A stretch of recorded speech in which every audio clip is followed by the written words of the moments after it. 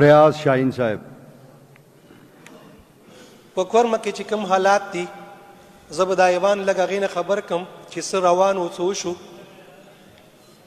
سپیکر صاحب په 12 اکتوبر باندې په کورمه کې کنج علیزی یو علاقه ده په اپر کورم پراچینار کې. هلته کې 19 کسان شهیدان شو، 11 زخمیان، او په دې کې 3 زنانه او 2 ماشومان بچي چې د مور په غېږه کې یو ماشوم او یا حامله زنانه دا هم پکې قتل شو، شهیدان شو. 12 اکتوبر نه بعد په کورمه کې لارې بند وې، روډونه بند وو. په اپر کورم کې تری منګل، اوسګړي مقبل او بشارا دا د الفاظ ما ته خوند نه راکوي د اهل سنت اهل تشیع، خو مجبور یم د خلکو د پوهې دپاره د بزه کوم. د اهل سنت کلي هغې ته لارې بند وې او همداسې اهل تشیع چې په کوم ځای کې په کورمه کې دي د هغې دپاره لارې بند وې او دا لارې یو میاشت مسلسل بند وې.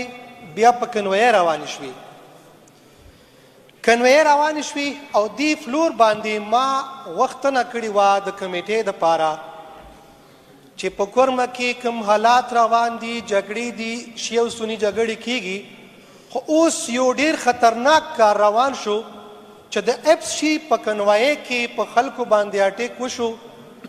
د اهل سنت قوم سره فرقې سره تړونکي خلکو باندې، نو دا یو ډېر سخت ریاکشن به د دې راځي. خو افسوس کوم چې هغې نه بعد د هغې ریاکشن بار بار مونږ وینا کړې وه چې راځي به په 21 نومبر باندې د اهل تشیع کنویه چې د لوور کورم اوچات ایریا په مندرو کې هغې باندې اټیک وشو. 43 کسان په هغې کې قتل شو او 80 کسان په هغې کې زخمیان شو او بیا ورسره همداسې ماشومان او همداسې زنانه و زنانه په هغې کې قتل شو. سپیکر صاحب په 22 نومبر باندې د دې رد عمل چې کله دې کنوایه باندې اټیک وشو، اول خو زه د دواړو برپور انداز سره د دې مذمت کوم که په اپر کورم کې شوې ده او که په د لوور کورم کې شوې ده. په 22 نومبر باندې د اپر کورم کې اشتعال کې راغلو. ظاهره خبره ده چې یو علاقې ته مړی لاړ شي او پر وژلي لاړ شي، بچي مړه وي، زنانه د چا مور وي د چا خور وي هغه مړه ورشي. هغوی په اشتعال کې راغلو، هلته کې د آرمي چیک پوسټونو ته اور ولګولو او بیا ورسره زمونږ د اهل سنت 7 کسان هلته کې گیر شو، هغه حلال کړی شو. دومره ظلم چې مونږ ماشومان هم پرېږدو، زنانه هم نه پرېږدو، ځوانان هم نه پرېږدو.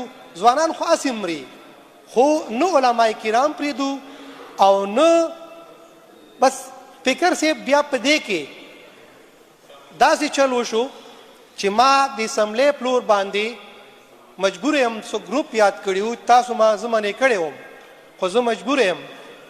زینبیون، فاطمیون، مهدی ملیشا اور حزب الله. سپیکر صاحب دا زه دې ایوان سره ما دلته حلف اخیستی دی، زه به هغه خبره کوم چې هغه نن هغه په تاریخ کې پراته وي او د هغې یو شی به ثابت کیږي.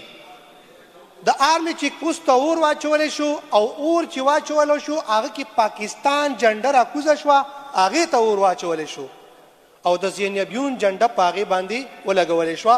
ویډیوز موجود دي، هغه به یو شی ثابت کولی شم زه. هغې نه بر سپیکر صاحب د ورځې لوور کورم ته خلک کم جلوس و مارچ شو لوور کورم ته د لشکرکشۍ ما دې فلور باندې چې لشکرکشۍ کېږي 2000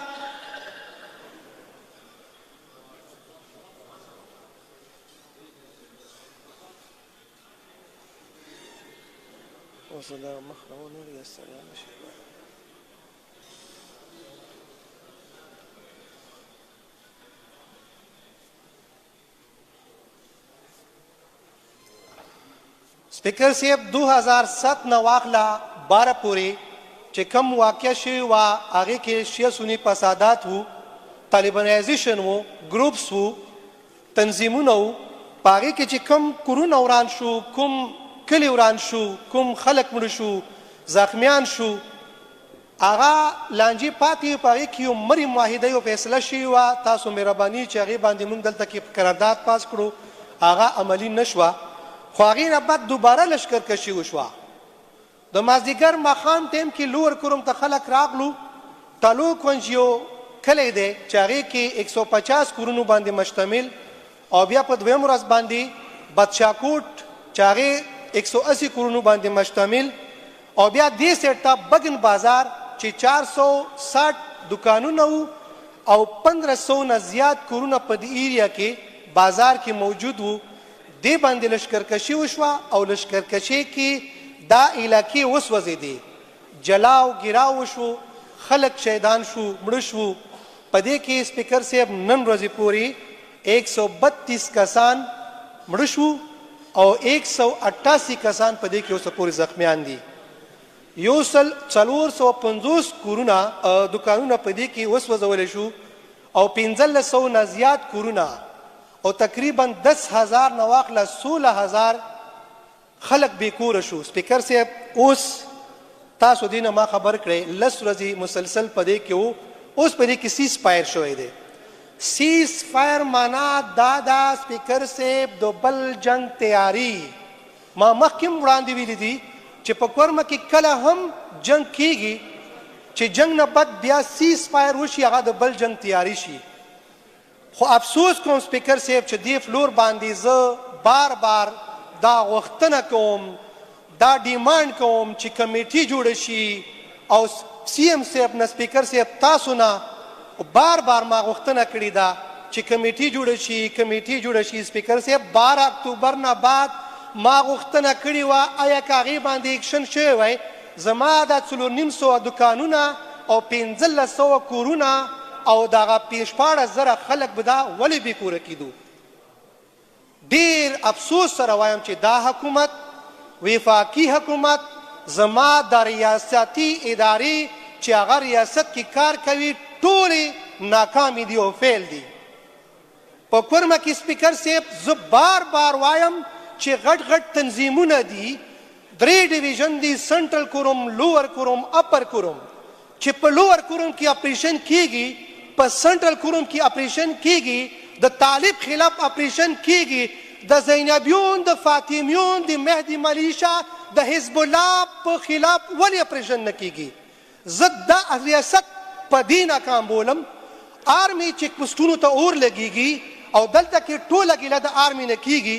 دا څنګه آرمي ده؟ دا څنګه ادارې دي چې هغه په کاڼو باندې ولي د هغې چیک پوسټونو ته اور لګولی شي، د هغې په زور باندې هغې نه کسان را خلاصوي چې هغې کې مشهود علي د زینبیون کمانډر و، په زور ویډیو موجوده ده، په زور یې ونه خلاص کړو. او بیا د آرمي په چیک پوسټ باندې د یو ملا سر کیدوي او مونږ بیا د یو بل کورونو نه پښتو کې یو متل دی چې دونه اواز کوي ښځه خو یې نه دی بوتلی که نه. مونږ سپیکر صاحب یو بل نه ښځې بوځو. اهل تشیع سنیانو ښځې بوتلي دي او د اهل سنت د اهل تشیع ښځې بوتلي دي. آخر دا کمې معاشرې کې مونږ پراته یو. زه سپیکر صاحب سوال کوم، محنت کوم، دوباره دا جولې دغې اسامبلې ته نسم او دا زمونږ د اپوزیشن کم د پارټو مشران دي که څوک هم دي، څونه پارټۍ دي، خدای ته وګورئ زما د کورمې اپریشن وکئ او ما مري معاهده عملي کئ. دا توبهیې نه ما نور بچ کئ، غرق شو، تباه شو، برباد شو. دا زما سوال دی. نوره بس وایند اپ کوم او شکریا ده کوم، خو ډېر زیات ناکام شوي دا ادارې او ستا صوبایي حکومت، دا ادارې او دا وفاق او دا اپوزیشن کې چې ما سره ناست ملګري دي د په وفاق کې حکومت دی، دا هم ناکام دي، ټول ناکام دي. نور مونږ برباد نه کې. دا مې سوال دی او دا مې زاری ده. آنریبل منسٹر لا ریاض شاہین صاحب نے پہلے بھی ایک دفعہ یہ ریکویسٹ کی کہ آپ کمیٹی بنائیں اراکان صوبائی اسمبلی کے اوپر. پھر سی ایم صاحب نے اس پہ ایک جرگہ کیا. کل آنریبل گورنر صاحب نے بھی اس پہ ایک جرگہ کیا ہے، تو ذرا یہ ان کی تسلی کے لیے یہ بات آپ بتا دیں ریاض شاہین صاحب کی کہ حکومت، صوبائی حکومت پوری طرح اس میں دلچسپی رکھتی ہے یا کیا معاملہ ہے؟ جی جناب اسپیکر، بالکل کرم کے واقعات بڑے انفارچونیٹ ہیں، اور اس حوالے سے صوبائی حکومت جو اقدامات اٹھا رہی ہے یقیناً اس میں ریاض شاہین صاحب آن بورڈ ہیں ہمارے ساتھ، اس مکمل پروسیس میں وہ انوالو رہے. چونکہ 24 اکتوبر کو ہمارا پرامن احتجاج کی کال تھی، تو اس وجہ سے چیف منسٹر صاحب چونکہ اس کو لیڈ کر رہے تھے تو وہ نہ جا سکے، اور انہوں نے یہ ذمہ داری مجھے ایڈوائزر فار انفارمیشن ان کو اور چیف سیکرٹری صاحب اور آئی جی پی صاحب، ہم وہاں پہ گئے تھے. وہاں پہ ہم نے جرگہ بھی کیا دونوں فریقین کے ساتھ. اس کے بعد چیف منسٹر صاحب پرسوں بھی کوہاٹ، چونکہ ہمارا کوہاٹ ڈویژن کا حصہ ہے کرم، کوہاٹ آئے تھے، اور اس میں کرم کے مشران بھی تھے دونوں سائڈ سے. ہمارے کوہاٹ کے مشران بھی تھے، ہنگو کے مشران بھی تھے، اور اگزئی کے مشران بھی تھے، پورے ڈویژن کے مشران تھے وہاں پہ. ان کو چیف منسٹر صاحب نے بڑے کھلے دل کے ساتھ ان کو کہا کہ یہ مسئلہ ہر قیمت میں ریزالو ہونا چاہیے، اور ریٹ آف دا گورنمنٹ اور ریٹ آف دا اسٹیٹ جو ہے وہ ہم ہر صورت بحال کریں گے. چیف منسٹر صاحب نے وہاں پہ جتنے بھی بنکرز تھے ان کو فوری طور پر ڈیمولش کرنے کا حکم دیا، اور اس کے ساتھ ساتھ وہاں پہ جو ولنریبل علاقے ہیں، جو بارڈر ایریاز ہیں، اس کو ایکسکلوڈ کیا گیا. اور ان کی بات کافی حد تک ٹھیک ہے کہ دونوں سائڈ سے یہ معاملہ اتنا گمبھیر ہو چکا ہے انفارچونیٹلی کہ وہ چھوٹے چھوٹے واقعات جو ہیں، یا ایون واٹس ایپ پہ ایسے تخریب کار لوگ بیٹھے ہوتے ہیں سوشل میڈیا کے اوپر، جو کہ باہر ملکوں میں فورن میں بیٹھے ہوتے ہیں، لیکن یہ آگ بھڑکا دیتے ہیں. یہ ہماری بدقسمتی ہے، لیکن انشاءاللہ اس کے حوالے سے چیف منسٹر صاحب نے جو اس دفعہ جرگہ کنسٹیٹیوٹ کیا، ان کو فل اختیارات دیے ہیں، ان کی وہاں پہ انگیجمنٹ بھی ہوں گی. چیف منسٹر صاحب نے ایون اپنا جو گورنمنٹ کا ہیلی تھا وہ بھی ان کو پرووائڈ کیا کہ آپ وہاں پہ جائیں. اور چونکہ یہ مسئلہ بڑا گمبھیر ہے، یہ ایک دو بیٹھک سے یہ حل ہونے والا نہیں ہے، تو اس میں سیریز آف نیگوسیشنز ہوں گی دونوں طرف سے. اس پہ بنیادی جو کام ہے وہ ایک تو دونوں سائڈ سے جو مورچے بنے ہوئے ہیں اس کو فوری طور پر ڈیمولش کیا جائے گا، اور دوسرے اقدام جو ہے دوسرے سٹیپ میں وہ ہوگا ڈی ویپنائزیشن. تو وہ دونوں سائڈ سے جتنا بھی اسلحہ ہے باقاعدہ اس کا آپریشن کیا جائے گا. دونوں سائڈ سے اسلحہ جو ہے وہ حکومت اپنے تحویل میں لے گی، اور میں امید کرتا ہوں جناب اسپیکر کہ انشاءاللہ اگر پورے اخلاص سے اس معاملے کو ٹیکل کیا جائے تو میرے خیال میں کوئی بھی معاملہ ناممکن نہیں ہوتا، کوئی بھی مسئلہ ناممکن نہیں ہوتا کہ وہ حل نہ ہو. انشاءاللہ ہمیں امید ہے پڑا چنار اور کرم ایز اے ہول جو ہے وہ بڑا خوبصورت علاقہ ہے، جسٹ لائک ہمارا ہزارہ ڈویژن، مالاکنڈ ڈویژن کے، تو وہاں پہ ٹورزم کے لیے، لیکن ان سب کے لیے ہم نے بھی جب ان کے ساتھ بات کی تو ہم نے ان کو یہی کہا کہ وہاں پہ مطالبات کیے گئے کہ ہمارے نوجوان بے روزگار ہیں، تو اس لیے وہ جب فارغ ہوتے ہیں تو اس معاملات کے لیے بیٹھے رہتے ہیں اور پھر چھوٹی چھوٹی باتوں پہ اسلحہ اٹھا لیتے ہیں. تو میں نے ان کو جواب میں یہی کہا کہ ایک علاقے کی ترقی کے لیے، ایک علاقے میں اگر انویسٹمنٹ آتی ہے، وہاں پہ روزگار آتا ہے، تو اس کے لیے جو بنیادی چیز ہے وہ امن ہے. جب تک امن نہ ہو تو آپ کے اپنے لوگ بھی یہاں انویسٹ کرنے کے لیے تیار نہیں ہوتے ہیں. حالانکہ کورم جو ہے وہ منرلز کے حوالے سے بھی بڑا رچ ایریا ہے, اور میں سمجھتا ہوں کہ اس کو اگر طریقے سے ایکسپلوئٹ کیا گیا اور اس کو ایکسپلور کیا گیا تو میرے خیال میں نہ صرف اس علاقے کی بلکہ وہ پورے کے پی کا تقدیر جو ہے وہ بدل سکتے ہیں. تو انشاءاللہ اس حوالے سے حکومت ویجیلنٹ ہے اور وہ اپنے اقدامات اٹھا رہی ہے. انشاءاللہ ہر صورت میں ریٹ آف دا اسٹیٹ جو ہے وہ بحال کیا جائے گا. تو تھینک یو سو مچ. جی ریاض شاہین صاحب. شکریہ اسپیکر صاحب.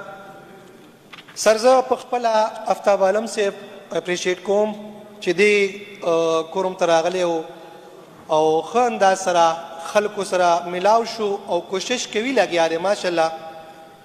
سپیکر صاحب دې نه علاوه سی ایم صاحب هم راغلی و کوهاټ ته, شکریه ادا کوم. خو سپیکر صاحب زه صرف په دې وخت کې امن غواړم. ما ته نه روډ پکار دی, ما ته نه سپتال پکار دی, چې کم څه دي هغه ډېر دي مونږ ته چې هغه آباد شي. ما ته پکار دی چې کم داسې خلک دي چې هغه ما سره په دې کې پخه ودرېږي. سی ایم صاحب چې که روډ خبره وي نو زه به اوس ډایرکټ د ټنډر نه علاوه تاسو ته روډ وکړم. نه ما ته صرف امن.